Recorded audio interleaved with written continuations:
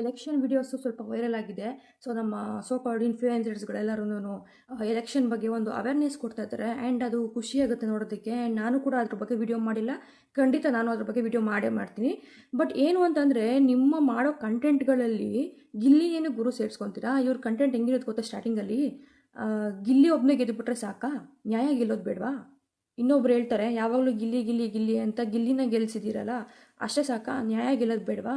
ಗುರು ನೀನು ಕಂಟೆಂಟ್ ಮಾಡಬೇಕಾ, ಮಾಡು. ಅದ್ರದ್ದು ಏನಿದೆ ಅದ್ರದ್ದು ತಕ್ಕನಾಗಿ ಮಾಡು.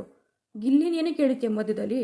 ಅವನಿರುವಂಥ ಕ್ಷೇತ್ರದಲ್ಲಿ ಅವ್ನು ಸಾಧನೆ ಮಾಡಿದ್ದಾನೆ, ಅದು ಅವ್ನ ಇಷ್ಟ. ಅದನ್ನು ಬಿಟ್ಬಿಟ್ಟು ನೀವು ಒಂಥರ ವ್ಯಂಗ್ಯ ಮಾಡೋ ಥರ ಸ್ಟಾರ್ಟ್ ಮಾಡಿಬಿಡ್ತಾರೆ ಸ್ಟಾರ್ಟಿಂಗಲ್ಲೇನೆ. ಗಿಲ್ಲಿ ಗೆದ್ದುಬಿಟ್ರೆ ಸಾಕಾ? ಸಾಕು, ಅವ್ನು ಗೆದ್ದಿದ್ದಾನೆ, ಅವನಿರುವಂಥ ಒಂದು ಫೀಲ್ಡಲ್ಲಿ ಅವ್ನು ಗೆದ್ದಿದ್ದಾನೆ, ಸಾಕು.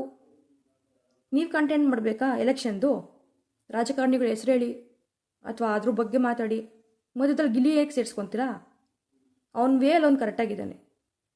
ಸುಮ್ಮನೆ ಏನೋ ಒಂದು ಲೈಕ್ಸ್ ಬರಬೇಕು, ಫಾಲೋವರ್ಸ್ ಬರಬೇಕು, ಈ ಥರ ಎತ್ಕೊಂಡ್ಬಿಟ್ಟು ಯಾವುದೋ ಒಂದು ಟಾಪಿಕ್ ಎತ್ಬಿಡೋದು, ಅದು ಇನ್ನೊಬ್ಬರು ಫೇಮಸ್ ಆಗಿರ್ತಾರಲ್ಲ ಅಂಥವ್ರನ್ನ ಎಳೆದು ಬಿಡೋದು, ಒಂದು ಸ್ವಲ್ಪ ಲೈಕ್ಸ್ ವ್ಯೂಸ್ ಅದು ಬರುತ್ತಲ್ಲ ಅಂತ.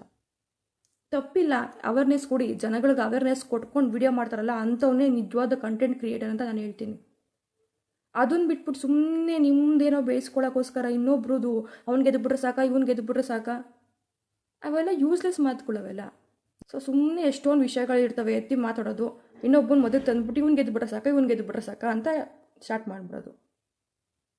ಕಾಮಿಡಿ ಅನ್ಸುತ್ತೆ ಅದನ್ನೆಲ್ಲ ನೋಡಿದಾಗ. ಒಂದು ರೆಸ್ಪೆಕ್ಟ್ ಇರುತ್ತೆ ನಿಮ್ಗಳ ಮೇಲೆ, ಅದನ್ನು ಕಳ್ಕೊಳಕ್ಕೆ ಹೋಗ್ಬಿಡಿ ಯಾರು ಕೂಡ. ನಿಮ್ಗೇನು ಅನ್ಸುತ್ತೆ ಇದ್ರ ಬಗ್ಗೆ ಕಾಮೆಂಟ್ ಮಾಡಿ.